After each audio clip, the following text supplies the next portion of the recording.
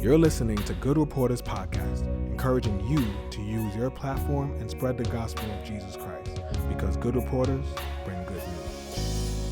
Yes, sir. What's going on, everybody? It's your boy, Chris Edwards, aka Young Christ-like on social media, and also at Good Reporters. I don't know how I never mentioned that. Young Christ-like is my personal social media, but at Good Reporters is the page for this podcast. So find us on social media. Find us on YouTube. You might be watching this on YouTube. You might just be listening to this. Find us on YouTube, and please don't forget to subscribe. You know, I never do that enough. I realize a lot of people do it, and I'm always just like, wow, like why do they always say don't forget to subscribe? But then I'm watching videos for at least like years or months or something, and I'm realizing I never subscribed to this person. So if you've been listening, if you've been blessed, if somebody sent this to you and it's been a blessing, please do like it. Please do subscribe. It really does help out, and it also helps more people who will be able to get a chance to hear it, listen to it, and see it. So just thank you so much again for being a good reporter, for being part of the team, and I just love you guys so much, and can't wait to get this new message out to you. So that's not my new intro, but kind of, sort of, somewhat. That was just way too long. But I just want to offer up a new topic today. This topic today is called Fallback on Prayer. And it's not what you think. I know sometimes the topics or the name sounds like something you might think you know what it is, but it's not what you think. I ain't saying fall back on prayer. I ain't saying stop praying. It's not like fall back on your exes or fall back on that person that you sent that text message to and was like, I'm cute or not, and they didn't respond. You got to fall back. It's not like that. It ain't like what he said, fall back, summer done. It ain't like that. It ain't like that. It ain't like that. It ain't like that. It's fall back as in having a thing that you always fall back on, you know, like not letting it be this thing that you like I don't know. I mean, I guess when we lean back on things or fall back on things, it's usually where we, like, how could I say that? It's usually where we rest. You know what I mean? Like usually, like when we fall back on something, it's usually what we lean upon. When we fall back on something, it's usually what we trust. So just kind of like falling back on prayer, like letting that be the thing that you always have. That when not even when all options are exhausted, because it probably should be your first one.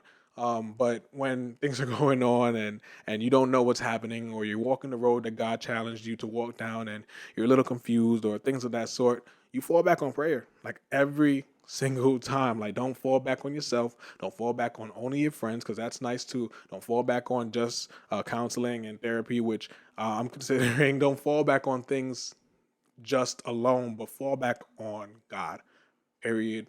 First and foremost, fall back on God, and fall back on prayer, and fall back on reading your word. You know what I mean? Like, don't, like I said, don't fall back as in letting it go. Fall back as in leaning on it, and just fall back into it, and, you know, just indulge yourself in prayer, in time with God. And so today, that's the topic I want to talk about. And I'm going to just jump straight to it.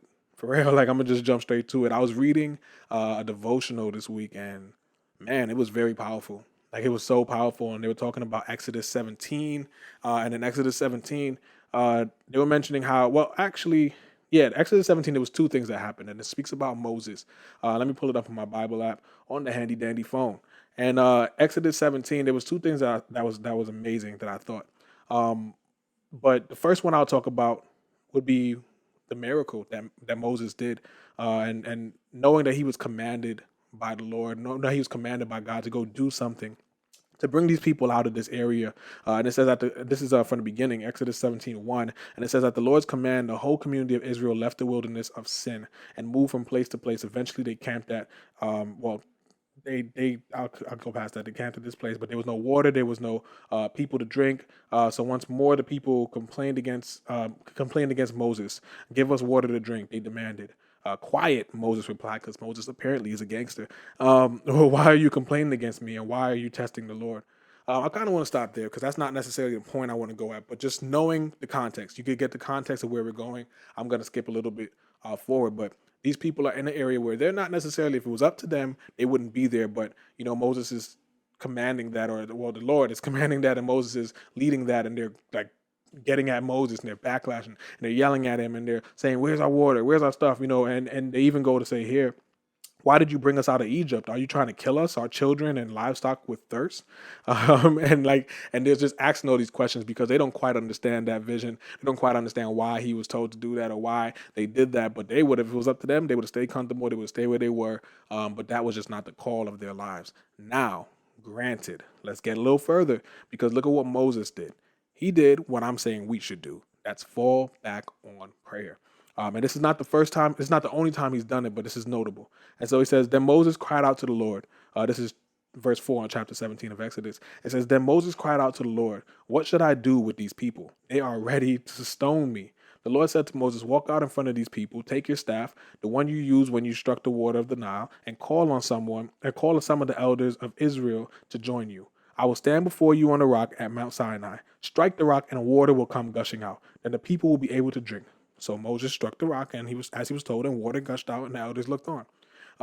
And we'll leave it at that for now. So this is a prime example of something that even I could say myself is just really not something that I've been great at, and you're maybe even walking the path that God is telling you to walk. Maybe even going in a direction where you feel like you're being led by God to go, and somehow, some way, usually there's going to be some sort of opposition, right? Trying to stop you. Moses could have easily said, man, these people want to kill me. These people are mad. They're upset. Let's turn around. God gave me this direction, but I don't know.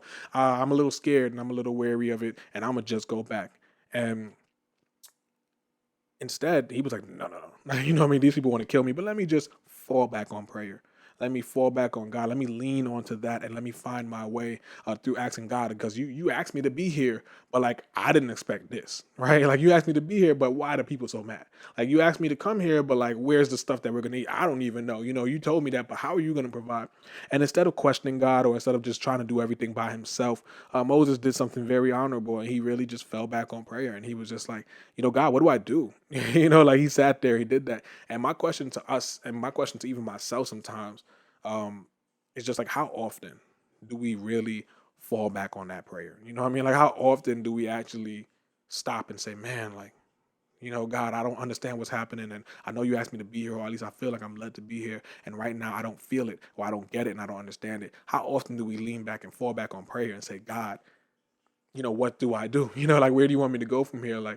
And Moses did that, and when he did that, God did what he says he always will do. You call upon me, I'll answer. He's gonna answer us. Knock on the door, and I'll open it, and just all of these different things, and you could just understand that the character of God is unchanging. And so Moses understood that. How he felt, we can't even talk about, because there's so many things that we feel. Me included, like I said, when I go through these things, even what I'm doing right now, there's so many times where fear will come and anxiety or what have you may come. And it's just you could be so tempted to easily just fall back into your own mind, right? Really, or just into your own plan, or just not understanding the plan. And that sometimes we can kind of be tempted to even just leave God out of that, and be worried and try to figure out a way by ourselves, which just leads to more anxiety, which means a little more stress. And that's what Moses didn't do. And he was just like, yeah, God, what do I do? What's going to go on? These people want to end me. They trying to take my head off via stone. You know what I mean? You say via, you might say via. Either way, they were trying to take off his head with a stone. And he was just not about it. But he could have felt all those things. He could have felt the fear, but instead he still took the time and said, I'm going to pray. And that's commendable. But we go even deeper. And this is so funny, because I was asking my girlfriend a couple times, what's the name of these people? I felt like I was saying it wrong. The Amalekites. And I kept saying Amila, and I was just trying to pronounce it. It was funny. It wasn't that funny. It was kind of sad. But the Amalekites. And so down the line, they're walking, and they get attacked by the Amalekites. And I'll give you more context. It says, while the people of Israel were still at Rephidim, I think that's the name of the area, Rephidim, and I'm not great with the names of it, so forgive me. But it says the warriors of Amalek attacked them.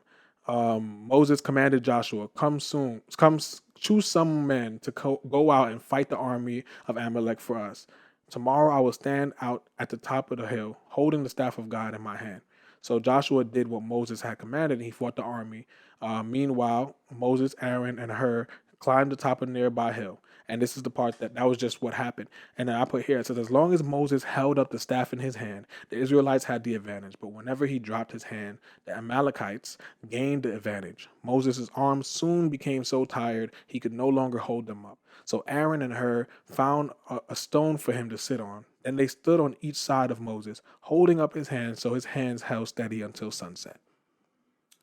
As a result, Joshua overwhelmed the army of Amalek in battle.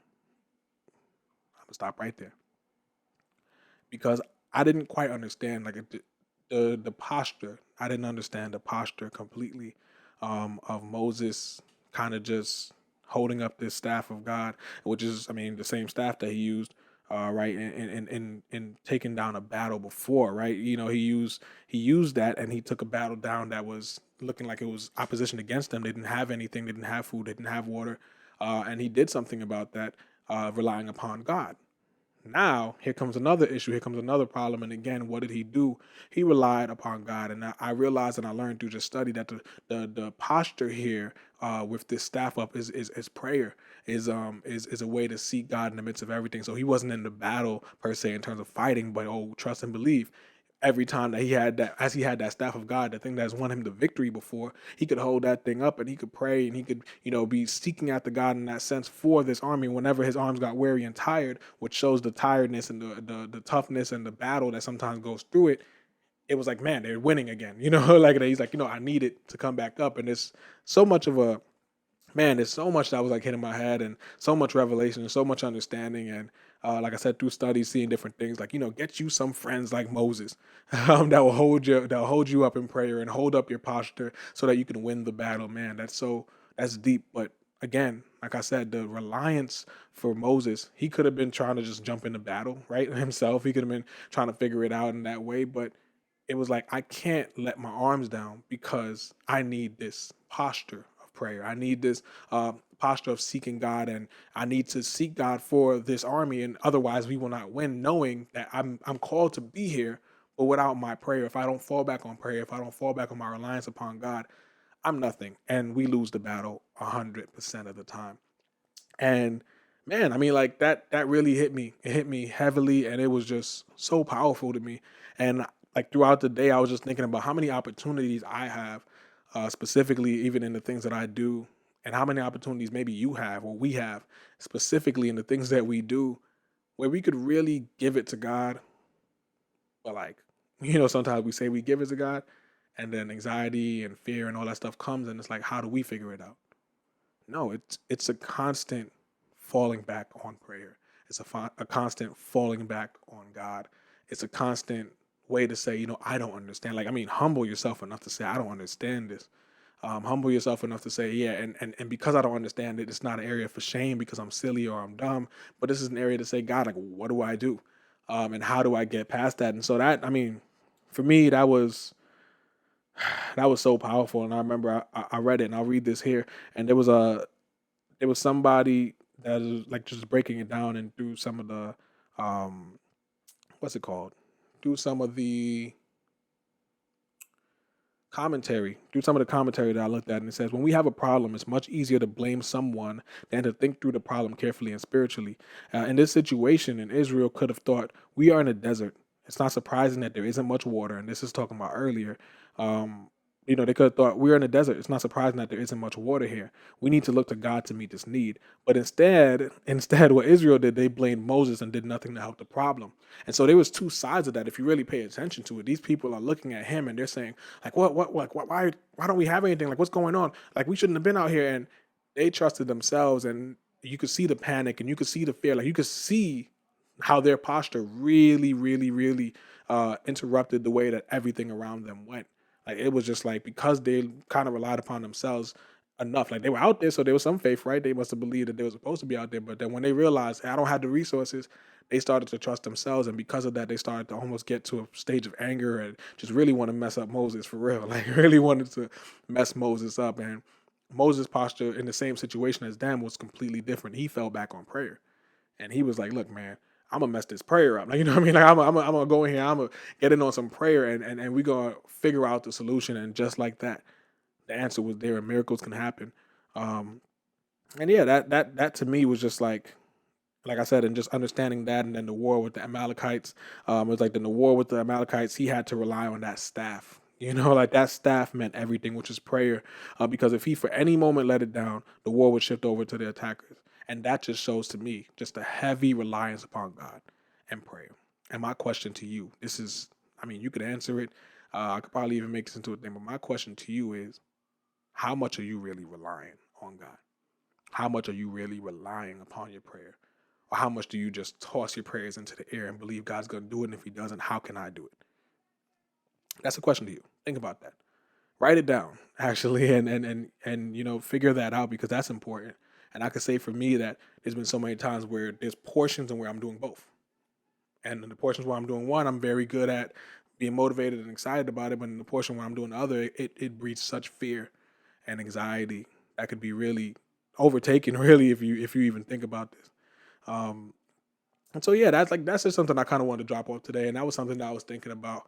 And I know it's just a thought, and I've always heard it. Like my girlfriend will always say it to me, like the altar instinct, which is you come to God every single time when there's things going on, there's issues arising. And for me, I mean, just in all transparency, like I know that this just as of late, I've been having even just emotions and stuff like that. I feel like when they say always don't listen to your feelings at all times, and so hey, I mean, your feelings sometimes are just making you feel a little off, or your past traumas and things you've been through. And for me, I could say that as of late, there's just like random emotions, or like emotionless, I guess you could say, in areas of my life, or disengaged in areas of my life, or um what's another word that I remember there was a word, it was a really good word, or just like being present mentally. And I've seen that in my life, and there's some confusion to why, like to why sometimes, and not completely understanding. And I think when it gets to that,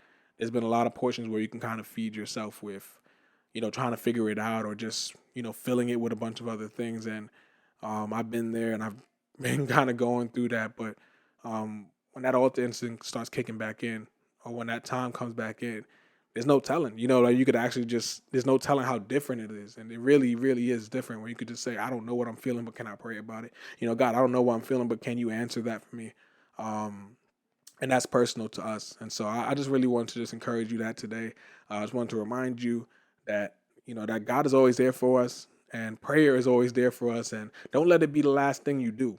Like don't let it be the thing that you fall back on when all options have been, used. And don't let it be the last thing you fall back on when you feel like you don't know anything else to do. But let it be the thing you fall back on first and foremost.